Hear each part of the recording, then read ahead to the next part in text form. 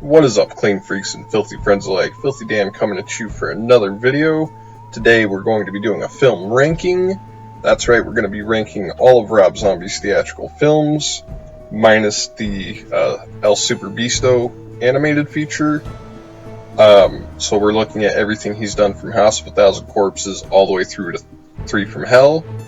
Now, I thought about doing a separate ranking for the Firefly trilogy, but I found that would be a little unnecessary, and it would kind of make this video seem like a tacked-on expenditure, so figured, fuck it, why not rank all of his films, one single video.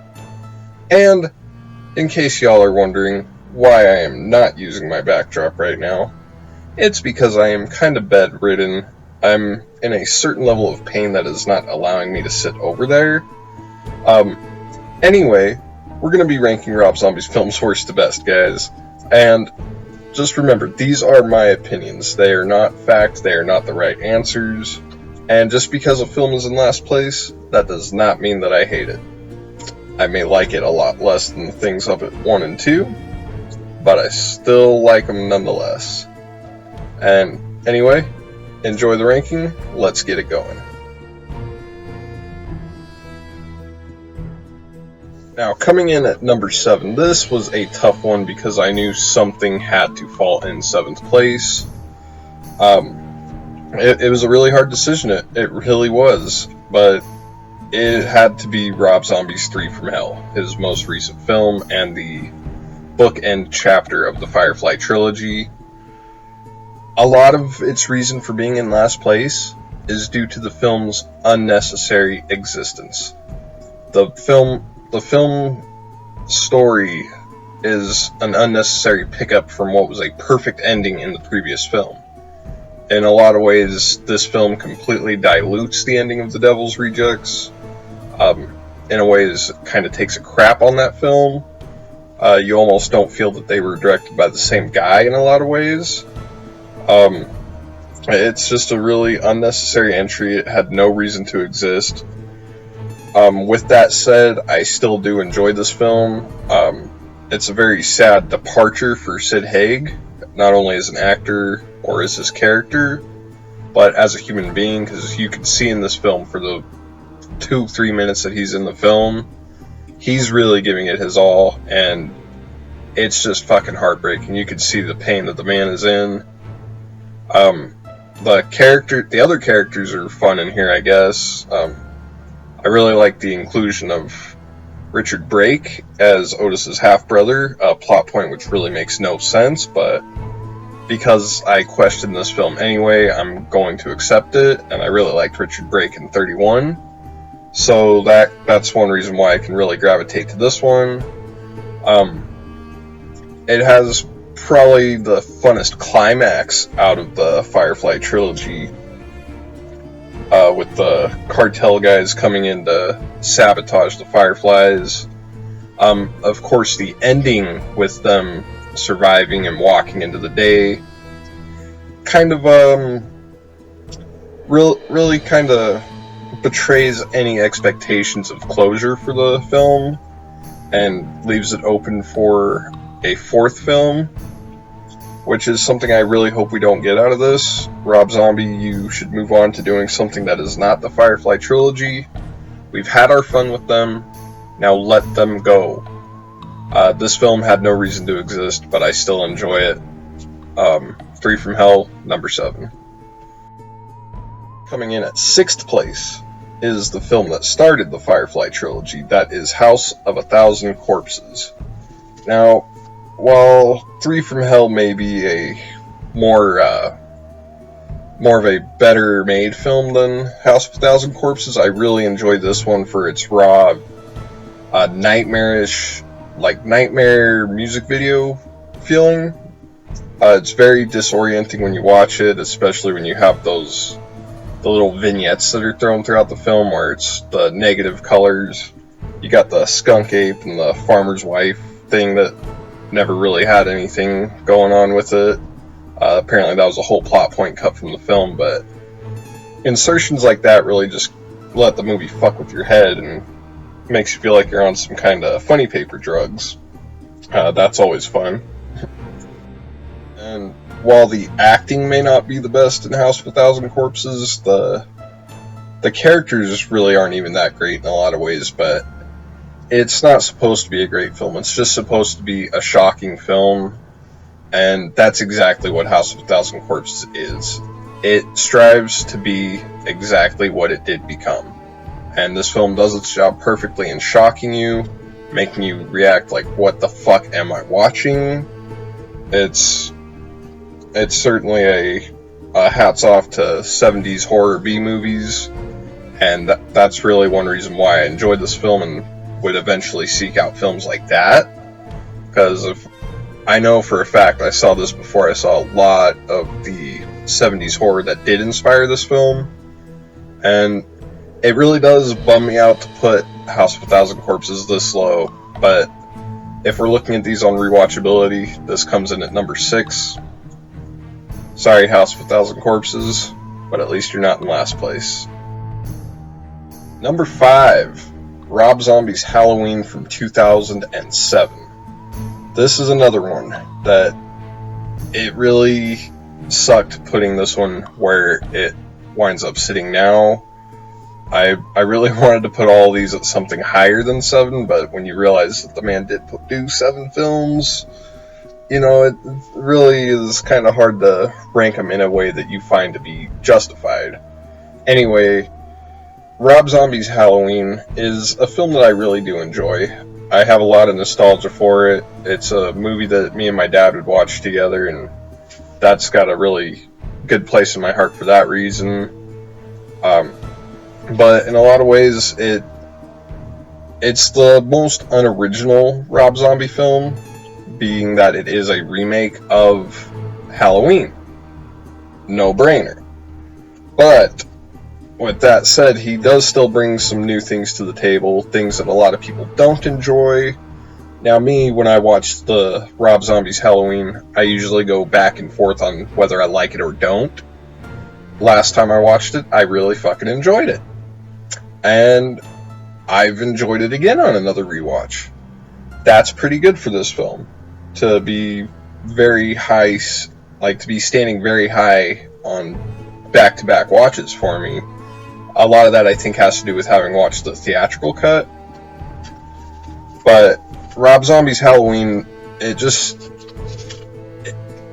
a lot of ways, it just follows the typical serial killer formula of like real life serial killers, where they have the fucked up childhood, yada yada yada, you play all the steps, but then you turn it into a Halloween film.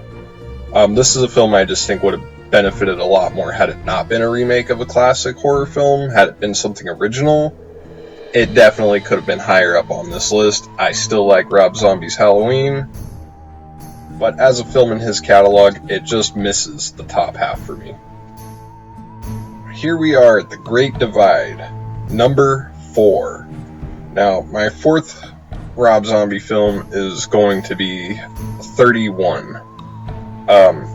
This is one that I saw very recently, and I enjoyed it because it's really the second film that Rob Zombie did that is not following his either Firefly trilogy, although at that point it was a duology, or the Halloween remakes.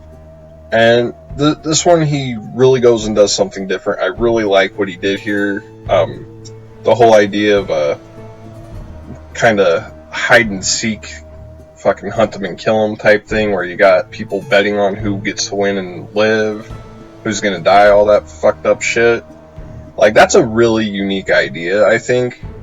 In a lot of ways, it sounds like I think it's the Most Dangerous Game, where you got these rich people hunting average people.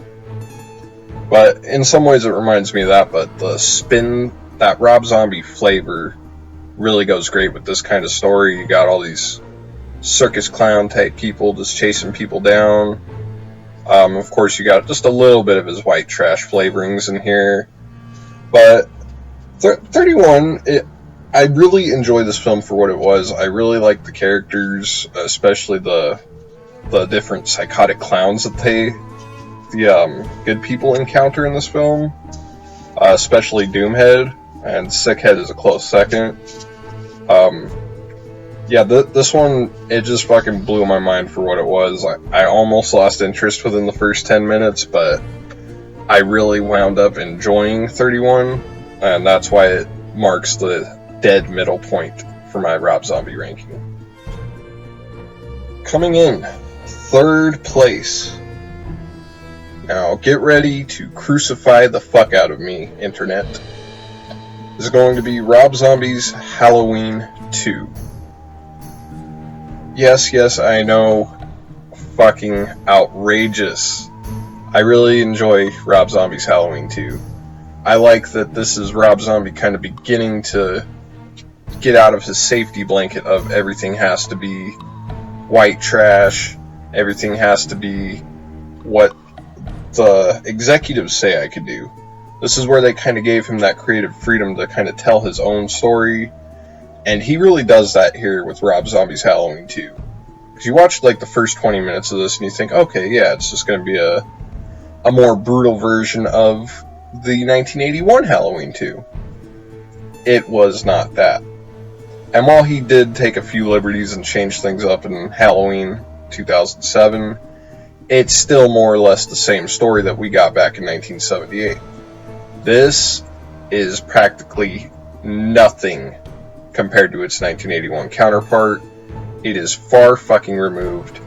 And in a lot of ways, I even like it better than its 1981 counterpart. I mean, I clearly like it better than its 2007 predecessor.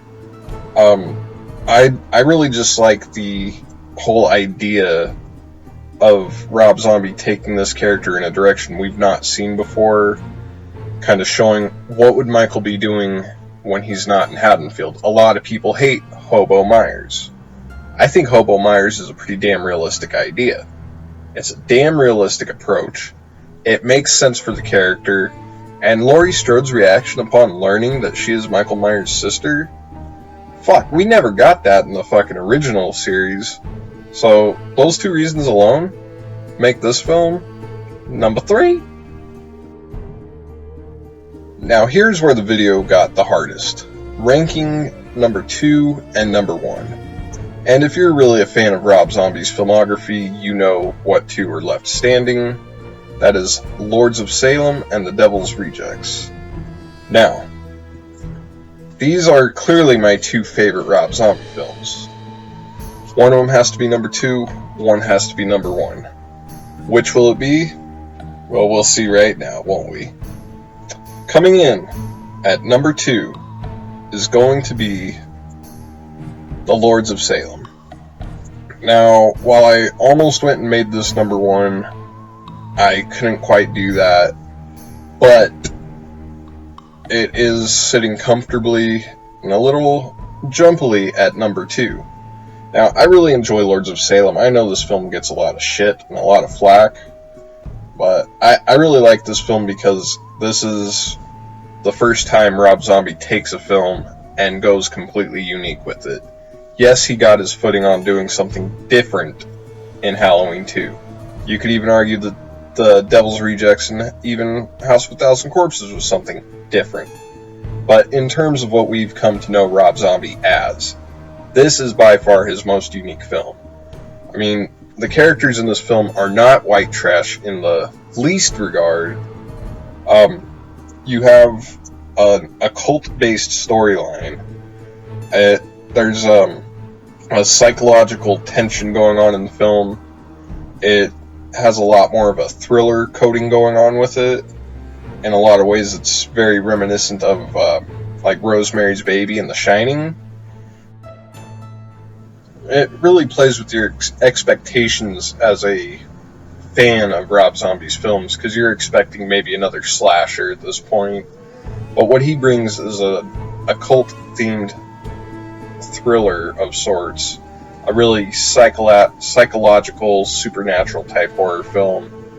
That it has a great cast. It probably has the best performance by Sherry Moon Zombie up to this point.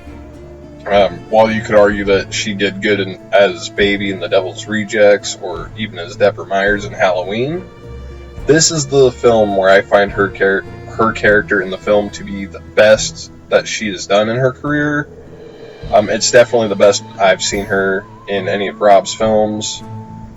When she's starting to lose her shit, you feel like you're losing your shit with her. There's definitely a sense of dread and tension throughout this film that I don't think Rob Zombie has really matched in any of his other films. And if he has, it's only been in small sequences, but never to the magnitude that is captured in Lords of Salem. I know a lot of people hate this film. If you don't like Lords of Salem, go and give it a rewatch. Try and change your mind about it. Don't look at it as a Rob Zombie film. Maybe that's what's making you dislike it. Just check Lords of Salem out again. I mean, it's number 2 for crying out loud.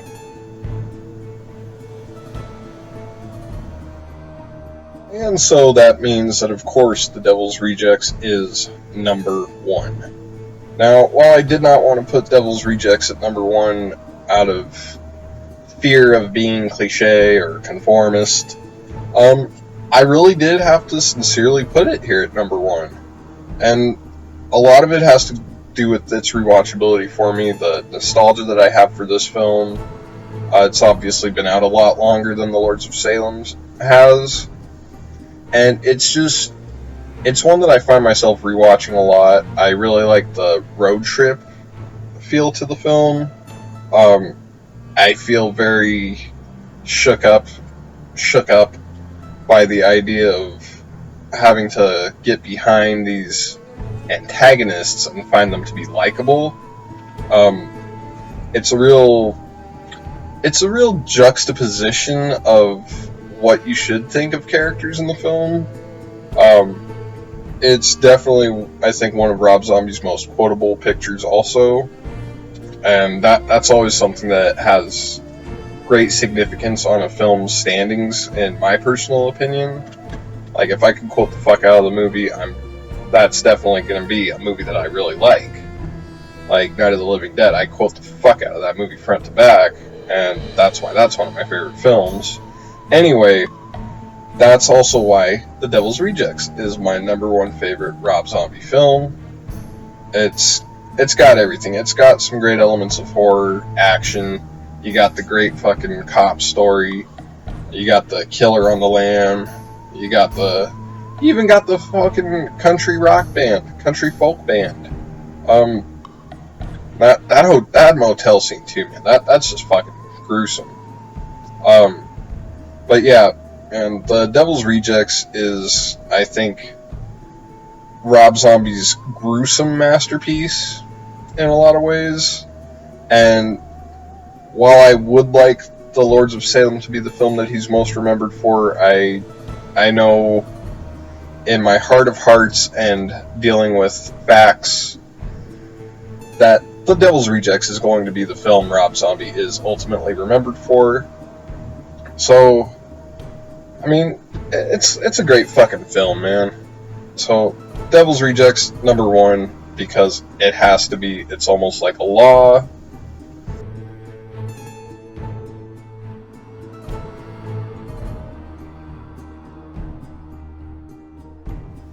Anyway, I hope you guys enjoyed that ranking. This was a very tough one to do. I know I probably am going to be ruffling some feathers out there. Again, it was a very tough ranking to do. I really enjoy most of Rob Zombie's films. I really enjoy all of them, but there's some I obviously like less. It was very conflicting in a lot of ways, but it was still a lot of fun. Anyway, I hope you guys enjoyed this video, and if, as always, please be sure to like and share. Definitely give a sub if you haven't already. We're almost to 100 over here, so stab the fuck out of that subscribe button. And if you're feeling extra filthy, go ahead and leave a comment down below. How would you rank the Rob Zombie films? And as always, stay filthy.